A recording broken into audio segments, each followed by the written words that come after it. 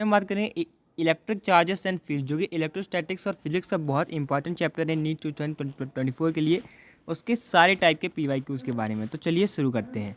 पहला है integral E dot D S equal to zero over a surface then. तो दोस्तों अगर integral E dot D S, यहाँ पर जो डी एस है वो आपका सरफेस एरिया है, अगर दोस्तों ये आपका जीरो है, मतलब आपका क्या है, जो फ्लक्स है वो जीरो है, मतलब फ्लक्स जीरो है, मतलब जो लाइंस एंटर कर रही हैं वही बाहर जा रही हैं, तो बी ऑप्शन आपका करेक्ट हो जाएगा। Flux lines entering the surface must be equal to flux lines leaving it.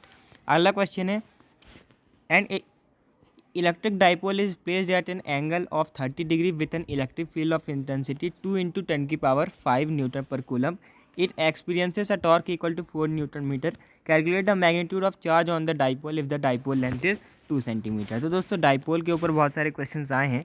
तो दोस्तों टाउ आपका होता क्या है, P क्रॉस E या फिर PE साइन थीटा। और दोस्तों जो आपका P होता है डाइपोल मोमेंट, वो होता है आपका चार्ज इंटू लेंथ, तो Q into LE sine theta. आपको क्या निकालना है, Q निकालना है, तो आप उसको निकाल सकते हैं tau upon LE sine theta से। अब दोस्तों आपको यहाँ पर टॉर्क भी गिवन है, इंटेंसिटी भी गिवन है, इलेक्ट्रिक फील्ड की लेंथ भी गिवन है, और साइन थीटा भी तो आप निकाल ही लेंगे, आपको 30 डिग्री गिवन है।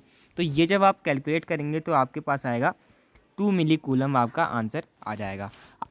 अगला क्वेश्चन है according to the Gauss law of electrostatics electric flux on through a close surface depends on. तो दोस्तों गॉस लॉ कहता क्या है, integral E dot D A is equal to Q inside upon epsilon naught. तो दोस्तों जो Q inside है इसके ऊपर ये डिपेंड करता है, ना तो एरिया के ऊपर डिपेंड करता है, ना क्वांटिटी ऑफ, ना शेप के ऊपर, ना वॉल्यूम इनक्लोज बाय सरफेस के ऊपर, ये दोस्तों क्यू के ऊपर डिपेंड करता है। तो बी ऑप्शन आपका करेक्ट हो जाएगा। आगे बढ़ते हैं। A charge q microcoulomb is placed at the centre of a cube. The flux coming out from any one of this faces will be. आपको ऐसा यूनिट में बताना है। तो दोस्तों आपको एक क्यूब दिया हुआ है, ये आपका एक क्यूब है, बीच में दोस्तों आपका एक क्यू रखा हुआ है। तो दोस्तों क्यू क्या निकलेगा, पूरे का जो फ्लक्स होगा वो होगा दोस्तों Q/ε0। एक फेस का क्या होगा, Q/6 है ε0। और दोस्तों आपको दिया हुआ है कि ये मिली कूलम में है, तो Q/ε0 इंटू 10⁻⁻6 कूलम। तो ये आपका ए डी ऑप्शन करेक्ट हो जाएगा। Q/6 है ε0 इंटू 10⁻⁻6 कूलम, क्योंकि हर फेस से इक्वल फ्लक्स बाहर आएगा, पूरे का Q/ε0 है, तो एक का क्या हो जाएगा Q/6 है ε0, और 10⁻⁻6 से इसलिए मल्टीप्लाई किया क्योंकि हमें SI यूनिट में चाहिए था। अगला क्वेश्चन है 2 point charges -Q and Q are placed at distance L as shown in figure -Q और +Q। The magnitude of electric field intensity at a distance R बहुत ज़्यादा बड़ा है L से, और कैसे ये वेरी करता है। तो दोस्तों आपको बताना है कैसे वेरी करता है। तो दोस्तों आप देखिए एक्सियल पे क्या होता है, एक्सियल पे दोस्तों होता है आपका 2kp/x3, और यहीं पर x जो है वो r है, डिस्टेंस है। तो ये किस पे ऊपर डिपेंड करता है, r³ के ऊपर। तो सी ऑप्शन आपका करेक्ट हो जाएगा। ऐसे बहुत इजी क्वेश्चंस आए हुए हैं। अगला क्वेश्चन है 12 point charges each of charge q coulomb are placed at the circumference of a circle of radius r meter with equal angular spacing. If one of the charges is removed, the net electric field in Newton per coulomb at the center of circle is। तो दोस्तों आपको एक circle दिया हुआ है, और circle पे सब जगह आपके Q, यहाँ भी Q, यहाँ भी Q, सब जगह दोस्तों आपका Q रखा हुआ है, इक्वल एंगुलर स्पेसिंग पे आपका रखा हुआ है। तो यहाँ पर दोस्तों ये जो 6 हैं उनमें से हमने एक को हटा दिया, तो अब यहाँ पर जो इलेक्ट्रिक फील्ड होगी सेंटर पे वो क्या होगी, कि दोस्तों इसकी वजह से तो कैंसिल हो जाएगी, इन दोनों की वजह से भी कैंसिल हो जाएगी क्योंकि अपोजिट डायरेक्शन में होगी, सिर्फ इसकी वजह से होगी। और पॉइंट चार्जेस की वजह से क्या आपकी इलेक्ट्रिक फील्ड होती है 1/4πε0 Q/r², या फिर KQ/r²। तो ये आपका सी ऑप्शन करेक्ट हो जाएगा। अगला क्वेश्चन है the ratio of coulomb's electrostatic force to the gravitational force between an electron and a proton separated by से some distance is 2.4 × 10⁻39। The ratio of proportionality constant k to the gravitational constant G is nearly, और आपको दोनों का charge दिया हुआ है, मास दिया हुआ है, प्रोटॉन का भी और इलेक्ट्रॉन का भी। तो दोस्तों आपको ये दिया हुआ है कि के क्यू बाई आर स्क्वायर और G M by R square, इसका आपको G M by R square और K Q by R square का आपको रेशियो दिया हुआ है। ये आपको 2.4 इंटू 10⁻39 दिया हुआ है, 2.4 इंटू 10⁻39। तो यहाँ से दोस्तों ये आर तो कैंसिल हो जाएगा, आपको चाहिए के अपॉन जी। तो के अपॉन जी के लिए आप क्या करेंगे, ये जो आपको दिया हुआ है 2.4 इंटू 10⁻39, इसको आप दोस्तों मल्टीप्लाई कर देंगे जी एम से और डिवाइड कर देंगे क्यू और क्यू से। तो जब आप दोस्तों इसको डिवाइड करेंगे तो आपके पास ये जो रेशियो है ये 10⁻20 का आ जाएगा।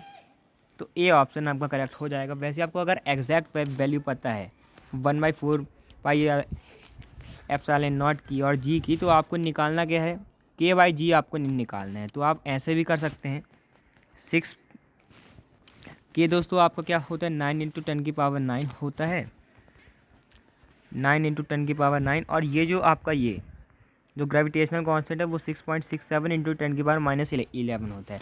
तो ऊपर जोड़ेंगे तो ये कितना आ रहा है 10⁻20 आ रहा है, इसलिए डायरेक्ट भी आप कर सकते हैं, ए ऑप्शन आपका करेक्ट हो जाएगा। आगे बढ़ते हैं, polar molecules are the molecules.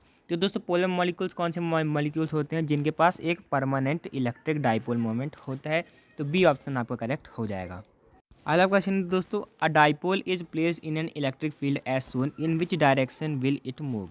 तो दोस्तों जो भी चीज़ है वो दुनिया में वो अपनी पोटेंशियल एनर्जी को कम करना चाहती है, तो पोटेंशियल एनर्जी को हमको कम करना है। तो कहाँ कम होगी, तो दोस्तों आपको ये ध्यान में रखना है कि जहाँ इलेक्ट्रिक फील्ड बढ़ती है वहाँ आपका पोटेंशियल घटता है, और पोटेंशियल घटता है तो आपकी पोटेंशियल एनर्जी भी है वो घट जाती है। तो toward the right electric field बढ़ रही है तो पोटेंशियल एनर्जी जो है वो डिक्रीज होगी। तो डी ऑप्शन आपका करेक्ट हो जाएगा।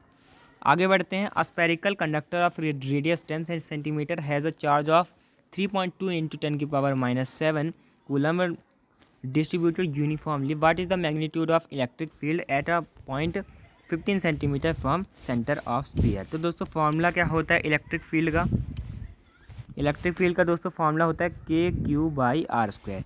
दोस्तों आपको के की वैल्यू गिवन है 9 इंटू 10⁻9, आपको क्यू दोस्तों गिवन है आपका 3.2 इंटू 10⁻⁻7 और यहाँ पर आपको डिस्टेंस जो है 15 सेंटीमीटर। तो आप लिखेंगे 15 का स्क्वायर इंटू 10⁻⁴, क्योंकि सेंटीमीटर को मीटर में भी चेंज करना पड़ेगा। इसको दोस्तों जब आप कैलकुलेट करेंगे तो ये आपका आएगा 1.28 इंटू 10⁵ न्यूटन पर कूलम। तो ये आपका ए ऑप्शन करेक्ट हो जाएगा, आप कैलकुलेट कर सकते हैं। अगला क्वेश्चन है, the electric field at a point on the equatorial plane at a distance R from the centre of a dipole having dipole moment P is given by. तो दोस्तों इक्वेटोरियल पोजीशन पे क्या आपका इलेक्ट्रिक फील्ड होती है, तो दोस्तों वो होती है आपकी -KP/r³। ऐसा क्यों होता है दोस्तों, क्योंकि जो इलेक्ट्रिक फील्ड है और डाइपोल मोमेंट है उसका जो डायरेक्शन है वो उल्टा होता है। जैसे जो आपको जो इलेक्ट्रिक डाइपोल है वो ऐसे होगा -Q से +Q की तरफ, लेकिन जो इलेक्ट्रिक फील्ड है उसका +Q से -Q की तरफ डिस्टेंस होता है, डायरेक्शन होता है, तो इसीलिए ये नेगेटिव में आती है। तो डी ऑप्शन आपका करेक्ट हो जाएगा। आगे बढ़ते हैं, the acceleration of an electron due to the mutual attraction between the electron and a proton when they are 1.6 angstrom apart is. तो दोस्तों आपको निकालना है एक्सेलरेशन। एक्सेलरेशन दोस्तों आपका होता क्या है, फोर्स बाय मास। तो हमें सबसे पहले क्या करना पड़ेगा, फोर्स निकालना पड़ेगा। फोर्स दोस्तों इलेक्ट्रॉन और प्रोटॉन के बीच में क्या होगी, KQ/r²।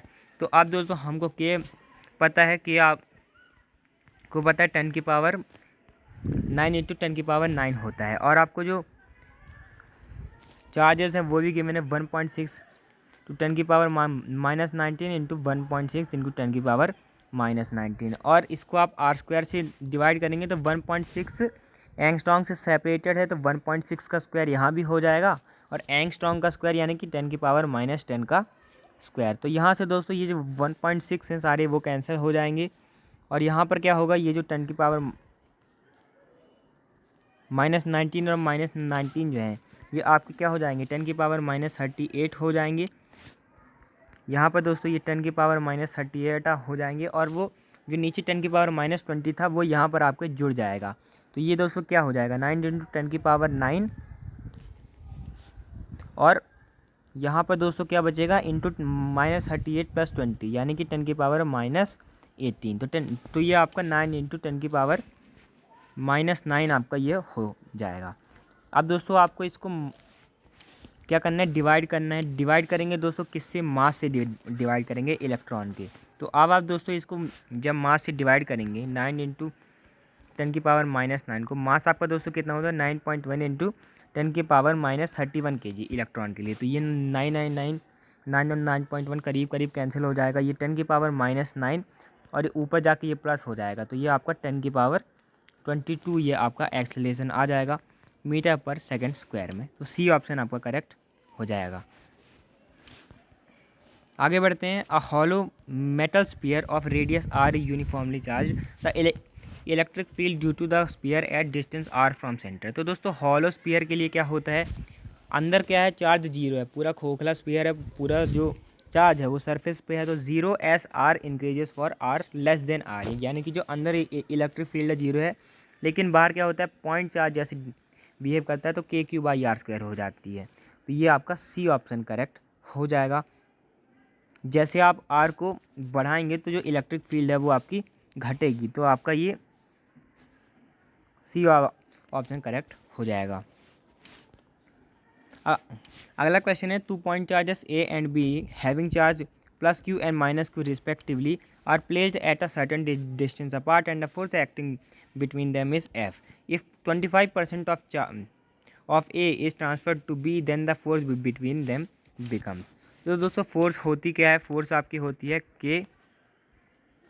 Q1 Q2/R², और यहाँ पर हमको क्या दिया हुआ है, एक +Q है एक -Q है, तो Q/R², ये यहाँ पर माइनस। तो अब क्या हुआ दोस्तों, जो आपका पॉजिटिव वाला है उससे आपने 1/4 यानी कि 25% हटा दिया, तो ये क्या हो गया 3Q/4 हो गया, और -Q में इसी को ले जाके जोड़ दिया। तो ये क्या हो गया दोस्तों, ये आपने माइनस वाले में जोड़ा तो -3Q/4 हो गया। तो अब आप इन दोनों को रख दीजिए, अब K × 3Q/4 × -3Q/4, और यहाँ पर R² भी रहेगा। तो यहाँ पर क्या हो जाएगा दोस्तों, ये आपका हो जाएगा -9Q²/16R²। तो ये दोस्तों KQ²/R² का कितना गुना है, 9/16 गुना है, तो 9F/16 आपका आ जाएगा अगर आप इसको F कहते हैं। तो सी ऑप्शन आपका करेक्ट हो जाएगा। अगला क्वेश्चन है 2 parallel infinite linear charges with linear charge densities +λ coulomb per metre and +λ coulomb per metre are placed at distance r the electric field midway between the two charge lines is. तो दोस्तों आपकी जो इलेक्ट्रिक फील्ड होती है वो आपकी होती है λ/2 ε0 r। लेकिन दोस्तों यहाँ पर क्या है, दोनों की जो इलेक्ट्रिक फील्ड है इसकी यहाँ होगी और इसकी यहाँ होगी, तो ये क्या होगा कैंसिल कर देगा, डिस्टेंस में उनकी कोई अंतर नहीं है, बीच में रखा है, इसीलिए क्या होगा जो नेट इलेक्ट्रिक फील्ड होगी वो आपकी 0 हो जाएगी। अगला क्वेश्चन है आखिरी क्वेश्चन आज का, a sphere encloses an electric dipole with charge +-3 × 10⁻⁻6 coulomb, what is the total electric flux through the sphere. तो दोस्तों ये एक स्फीयर है, आपने उसमें अंदर ही +Q रख दिया और -Q रख दिया, यानी कि जो Q नेट है आपका क्या हो जाएगा 0 हो जाएगा। और आप जानते हैं दोस्तों इंटीग्रल E.Ga आपका क्या होता है Q inside/ε0, यहाँ पर आपको Q नेट रखना होता है, तो जो Q इनसाइड है वही 0 है, तो आपका जो इलेक्ट्रिक फ्लक्स है वो क्या हो जाएगा 0 हो जाएगा। तो बी ऑप्शन आपका करेक्ट हो जाएगा। Thanks for watching. अगर आपको वीडियो अच्छी लगे तो चैनल को जरूर सब्सक्राइब कीजिएगा। आप आगे की प्लेलिस्ट से हमारी केमिस्ट्री और बायोलॉजी के भी मस्ट PYQs देख सकते हैं। Thanks for watching.